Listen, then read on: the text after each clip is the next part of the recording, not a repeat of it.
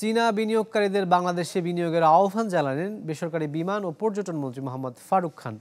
রাজধানীর শেরাটনে China southern এয়ারলাইন্সের সরাসরি ঢাকা থেকে বেইজিংয়ে বিমান চলাচল উদ্বোধনী অনুষ্ঠানে একথা বলেন তিনি। বলেন যে চীনের সরাসরি বিমান চলাচল চালু হলে সহজে বিভিন্ন সেবা আসবে, পর্যটন ও ব্যবসা বাণিজ্য উন্নয়ন হবে এবং শক্তিশালী হবে দেশের অর্থনীতি।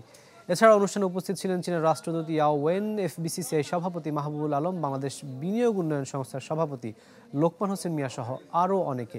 এ মাসের 15 তারিখ থেকে শুরু হবে দুই দেশের মধ্যে বিমান চলাচল।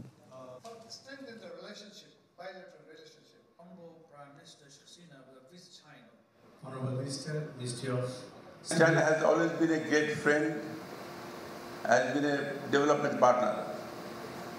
I will only give one example. That China has been by the side of Bangladesh at the most crucial time. We believe in connectivity because connectivity brings development. Connectivity যখনই হবে তখনই ডেভেলপমেন্ট হবে, সেবা আসবে, সাধারণ মানুষের লাভ হবে, ব্যবসা বাণিজ্যের লাভ হবে। নগদের কাছে সব গ্রাহকই প্রিয়, তাই তো সারা দেশে ক্যাশ আউট চার্জ সবচেয়ে কম।